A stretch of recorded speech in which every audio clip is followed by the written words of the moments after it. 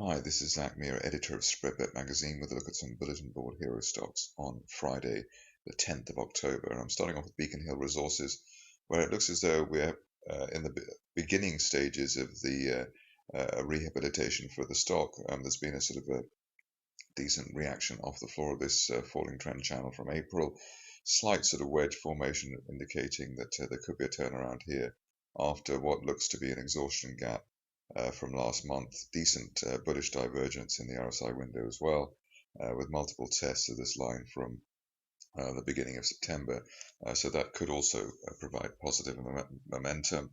If you're cautious on the shares, maybe you'd wait for at least an end of day close back above the floor of the gap at 0.2 pence. But otherwise, there is an opportunity to go along at current levels and look to steer the shares back towards the top of this wedge formation as high as 0.3 pence. With the stop loss would obviously be any sustained break back below the zero point 0.1 pence formation floor.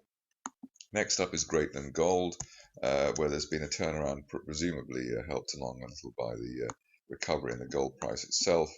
Here we have a broadening triangle formation, quite a sharp reversal day yesterday on Thursday, and decent bullish divergence with this uptrend line in the RSI window and a bounce off it over the middle of the week. The view now is that you could, if you're cautious, wait for an end of day close above the 50-day moving average at 0.3 pence. But it does look like this is a decent bear trap rebound from below September support. That support was around the 0.26 level.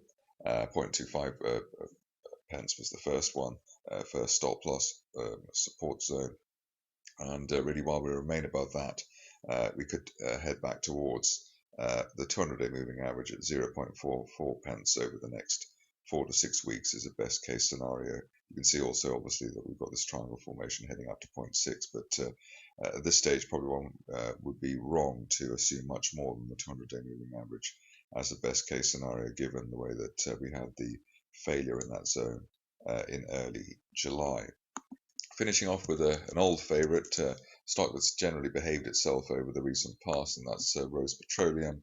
We had the sort of the start of this bull run here with a sharp spike through the 50-day moving average area off the floor of a rising May price channel. Since then, there's been a consolidation of the May-June rally, which peaked at 4 pence. There was a retest of that with the bull trap through that level in July and a lower high in August, but so far we've just seen sideways action consolidating the move from below 1 pence earlier in the year, and the likelihood now is that we should stay above the 3 pence level. That looks to be sort of decent support for the shares.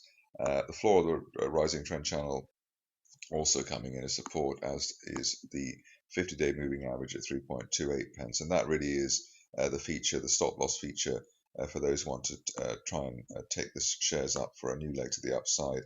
Best case scenario here is towards 5.75 pence over the next 1 to 2 months, with positive momentum coming in here from a rising RSI trend line, which has just been retested around the 45 level. Be cautious on the shares you make wait for an end of day close back above 3.6 pence, which is initial October resistance. But it does look as though, with a couple of higher lows here since the September low, the shares are ready to push higher. That's it from me. More updates at spreadbetmagazine.com.